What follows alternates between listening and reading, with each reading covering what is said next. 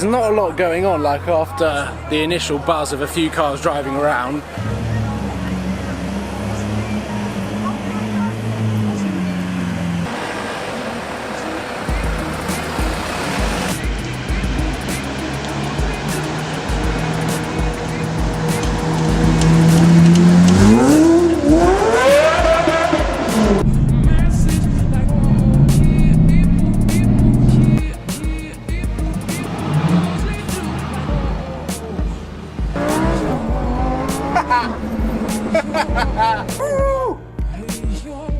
There we go. The first gear change.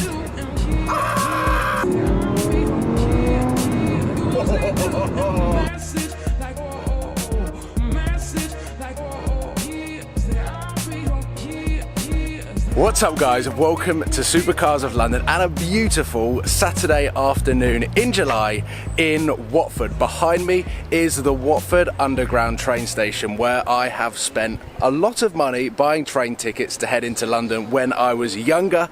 This video is a 500,000 subscriber special video and also a celebration on the milestone, as well as thanking each and every single one of you guys on what you have been able to help me with support to achieve. So when Supercars of London started to pick up the pace and grow incredibly quickly, I started to think about what could I do for a 500,000 subscriber special. There were so many ideas and suggestions through Twitter, Instagram, Facebook, and in the YouTube comments from all of you guys as to what to do. And I thought the best way to celebrate and take a look back at some of the years that I've been doing Supercars of London was to take you guys on a journey that starts here at the Watford train station, where 10 years ago, back in 2006, my dad took me into London for an art GCSE project. We went to the V&A Museum, which is in South Kensington, and it was the first time that I caught a glimpse of what the supercar lifestyle is like in central London and through the affluent areas of Knightsbridge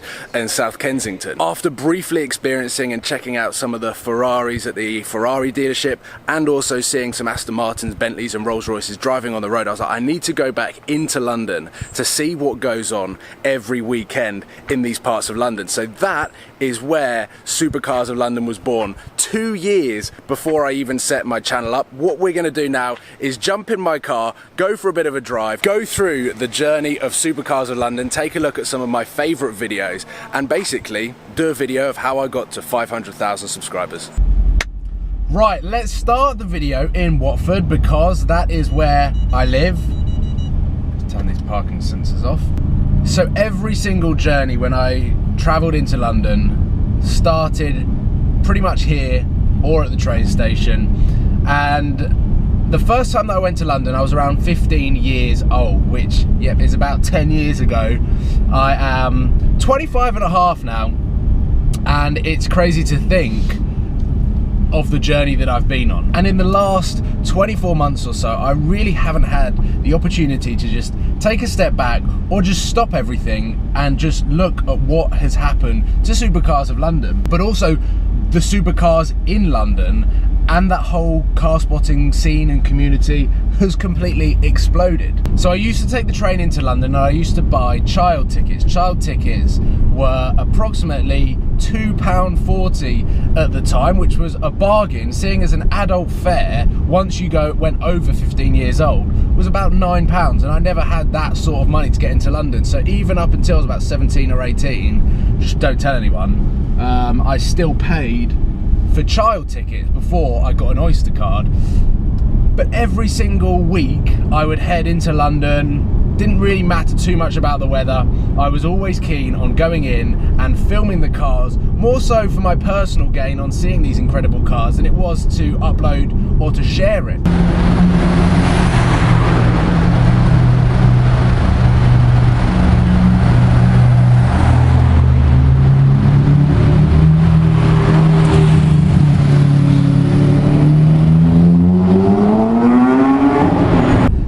When I started coming into school, 15, 16 years old, started telling people about the cars that I had seen, showing pictures of them, that the interest started.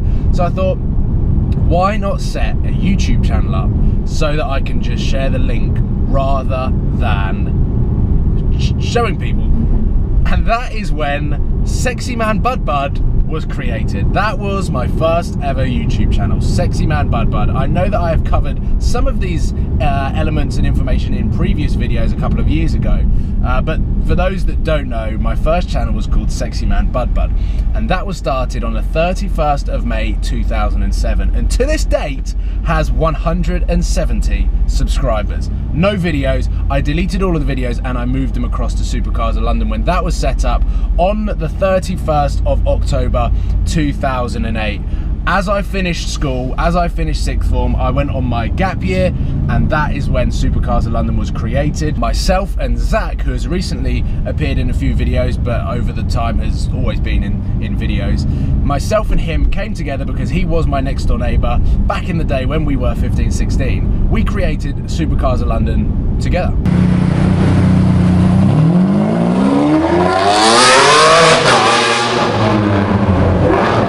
We both did paper rounds, and we both earn between 20 and 25 pounds per week. And back then, that was a lot of money for not too much work. We had to wake up at about 5:30 in the morning, and we were doing a paper round before school and on the weekend, Saturday and Sunday, 7 days a week. There was no stopping us. And that is how I was able to afford my first mobile phone that had video camera capabilities. My family, obviously I've got a mum and a dad, and I've got an older brother and a younger sister. We all grew up in Watford. My dad had a regular job, and my mum worked in a school and sort of bounced around jobs that made sure that she was sort of free during the summer holidays, so that she could be, I suppose, well, the best mum in terms of taking us to tennis tournaments, football tournaments, whatever it is. Her time during the holidays was dedicated to us, which was incredible. So thanks, Mum. We never came from money. My mum still drives her 2004 Ford Focus, and my dad has got like a 1999 Toyota RAV4 in black. And so all of the money that I earn back then on paper rounds or working part-time in Next, working part-time in Argos, that was all spent in travelling into London and buying new mobile phones that had better camera quality so that I could make videos that were even better. And some of the videos that I'm playing now, you could probably think that they are filmed on a potato or a toaster, but in fact they are filmed on the very early stages of video cameras on mobile phones. Supercars of London was created quite late on in 2008, and back then there was no strategy, there was no end goal. It was purely a place to share the videos that I'd filmed. And to put into perspective how there was absolutely zero strategy, first of all, our videos were ranged between 10 seconds and 25 seconds long. It was a singular clip of a Lamborghini Gallardo, Ferrari, driving down the road and making, hopefully, quite a lot of noise. On the first day that we set up Supercars of London, the 31st of October, we uploaded 26 videos in 2 hours. That was our aim, to populate the YouTube channel and prove to the internet that we did exist before Supercars of London. So we were like, we need to set a new YouTube channel up, but we need to make sure that we're still known for the car spotting stuff, and we still know that we existed before Supercars of London. So yes, we uploaded 26 videos in about 2 hours. One of the major factors in 2009, 2010, when I realized that Supercars of London was quite popular, was Haman themselves actually stole my video clip of the Haman LP640 driving and attached it to their product of selling the exhaust. So back then I was like, they're using our video to sell their exhaust.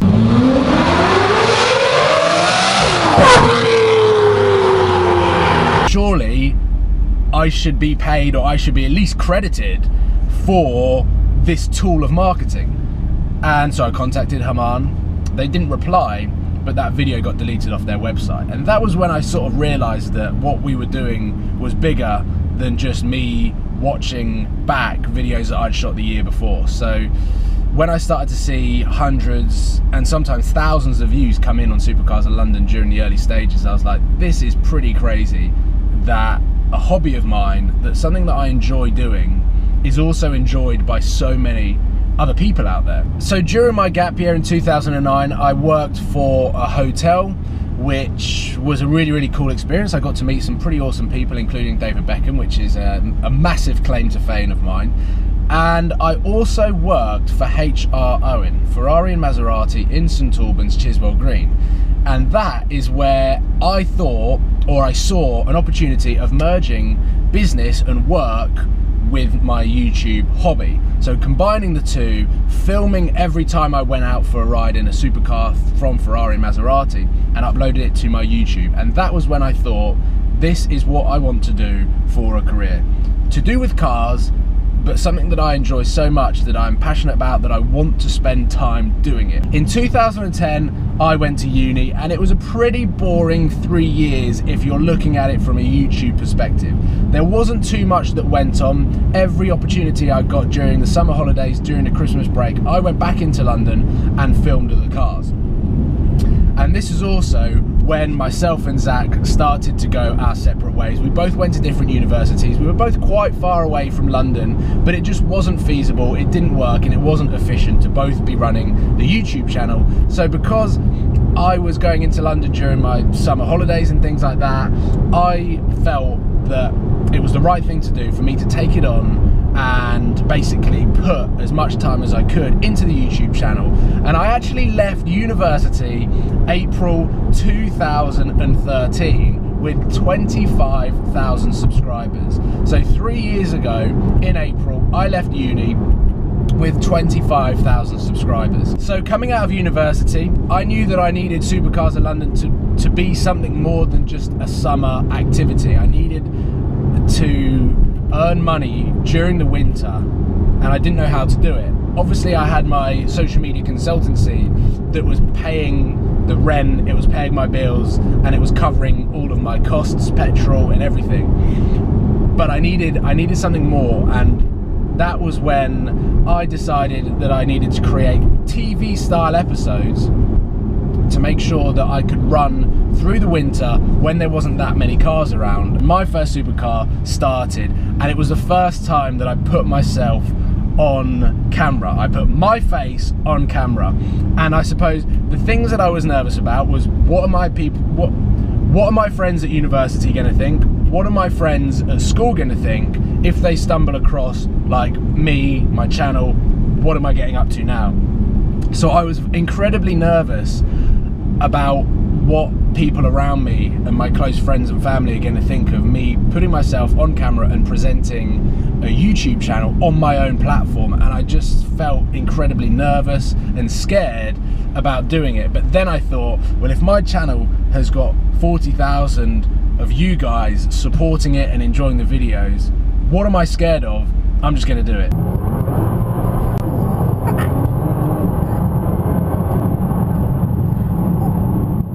So the journey of my first supercar, it was well underway, and I was still pretty nervous that I'd announced to 45,000 of you guys that at the end of this series I was going to buy a car. And I still had no idea how I was going to do it. I still drove my Vauxhall Astra, which I owned outright, and I started to come up with this business plan inspired by a few American entrepreneurs out there, one of them being the guy that set up the website, the Million Pixel website, where you bought a pixel and used it as advertising space, and there was 1 million pixels, and he sold each space for $1, and it went viral, and he became a millionaire. And I was inspired by that so much that I thought, if I can get sponsors that want to advertise on the car and want to advertise on the YouTube channel, that's how I'm going to be able to drive my dream car. It meant that I was offering people the advertising space, but at the same time I was being able to drive this car, I was being able to own this car, and I could film it and document my real life journey of owning a supercar, which I didn't feel had been done properly on YouTube before. My car is smoking. I'm gonna have to go.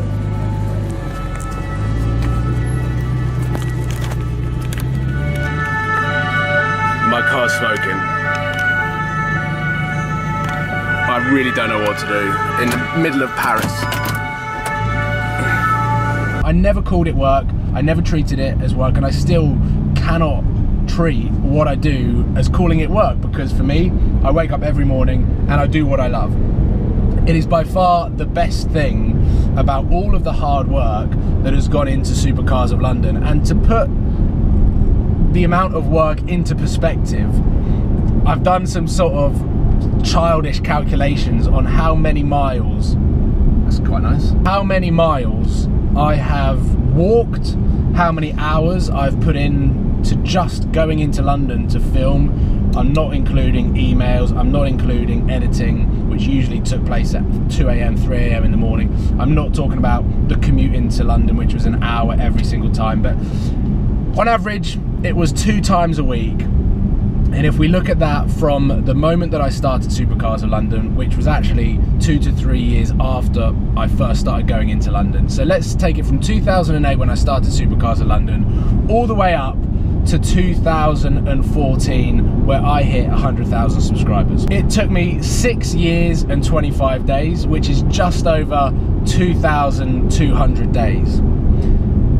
If I was on average going into London twice a week, that's 104 days per year going into London, and on average spending around 7 hours in London and walking about 8 miles. Those calculations add up, and I'm not making this up, it is written down.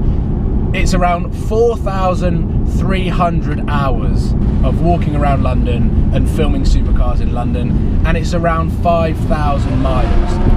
You then split those miles back up, time divided by 6 into the amount of years that I've been doing this, it works out to be about 33 marathons per year that I've walked or ran after Supercars to get from 0 subscribers to 100,000 subscribers. Totally nuts, if you ask me. Supercars of London and your guys' support has been absolutely incredible, and I have not really had the time to sit back, take a look at some of these statistics and really take them in.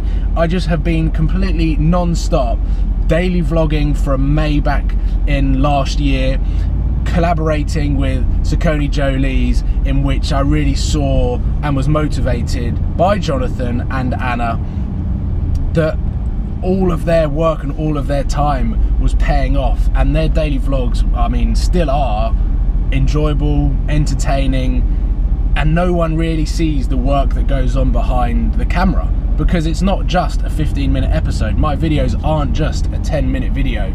The amount of thought and the amount of time that goes into actually creating the videos to then going to film, and the content collecting takes the time, and then it still takes 2 to 3 hours to edit each video, and then my internet sometimes just takes around 45 minutes to an hour to upload the video. And in that time you are working out the right title, you're doing all of your descriptions, you're creating your thumbnails.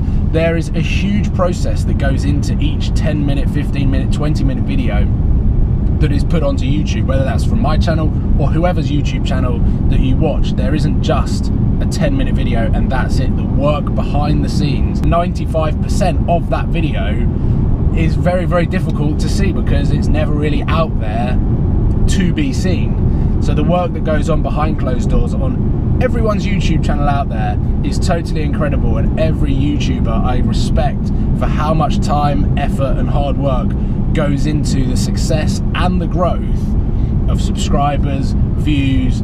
It is mind-blowing. So from my R8, I had so many incredible memories with the Audi R8. I did Gumball 3000, I did my first supercar road trip. I'd been watching Top Gear since I was about 11, 12 and dreamt of driving a fast car up mountains across Europe, and was my experience of going on that supercar road trip with Shmi 150, Seen Through Glass, Seb Delaney.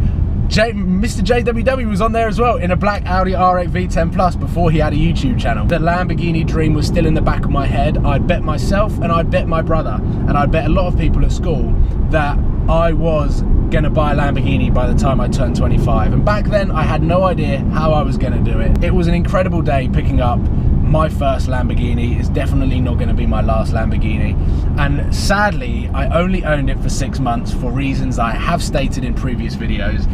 And then I ended up with this, the AMG GTS. This car does everything. It is the perfect car for me at the moment. I'm thoroughly enjoying it. The power is incredible, the sound is phenomenal, and this car, it is one of the best cars that I have ever driven. To think that my life now, I'm not only living my dream, I am working exactly how I could have dreamt that I would potentially work. I am by far putting in the most hours right now that I have done ever before.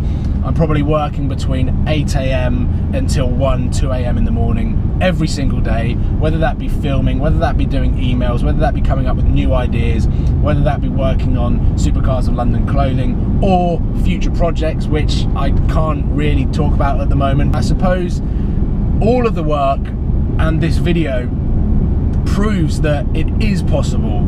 If you have a dream, you can do it. I mean, I never had more than £100 in my bank account up until I was about 18, 19 years old. I was brought up to respect money, to respect work, have a good work ethic. At one point, my mum was working 3 or 4 jobs.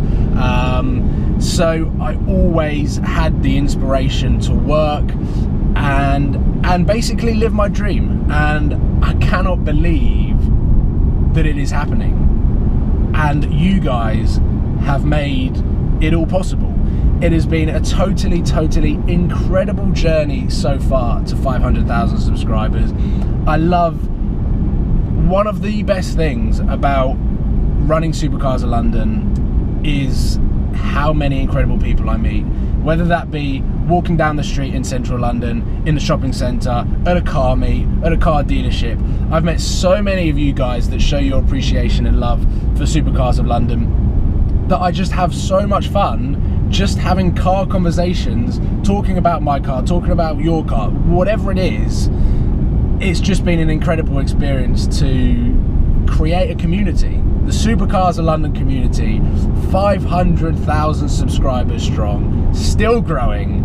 Bring on 1 million subscribers, because these figures are totally mind-blowing, but I'm so motivated to be the best I could possibly be at making videos, at being on camera, at editing videos, at talking to you guys on Twitter, Instagram, YouTube, Facebook, wherever it is, Snapchat, wherever it is. I'm always there on my phone, and I am always doing my best to talk to you guys so that we can basically have the most fun with cars as possible. Supercars of London, the name started as Supercars in London, but obviously you have seen through the journey of this YouTube channel that we've grown bigger than Supercars, we've grown bigger than London. I will always continue sharing my adventure. I will always continue to document my life around Supercars, a real perspective of life around Supercars, the ups, the downs, the highs, the lows, whatever it is, whatever you want to call it. I will always be filming real videos that are fun, easy to watch, and for the supercar lover. And it's as simple as that. It's just so cool. It's so cool. I really didn't know what I wanted to do for 500,000 subscribers. There were so many video ideas of doing burnouts, doing donuts, mucking around with my car, having drag races, and it is cool. It is cool, and I will get on to doing those sorts of things with my car and with other people's cars. But for such a special video and for such a special moment for me and you guys, I just wanted to bring you in on a journey as we head into London on my experiences, your experiences, and how together, I mean, we've created one of the coolest things in the car community. Supercars of London is pretty crazy, and it's only going to get better, it's only going to get bigger, and it is all thanks to you guys.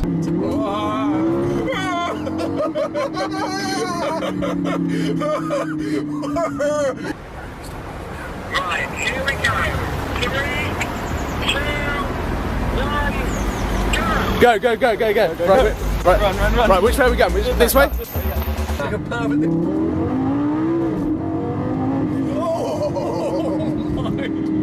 I don't know whether it's like the tyres are cold, but it feels like it's... No traction! I mean, it feels like we're literally driving in Snowdonia. Oh, my heart is racing. What? Okay, should we just chill for a bit? Like, Let the hearts calm down. But there, thank you. Go, go, go. Where are they? This is one way. They see us. I'm running down the middle of the road. Have we made it? Is this it? How close was that? Oh my god.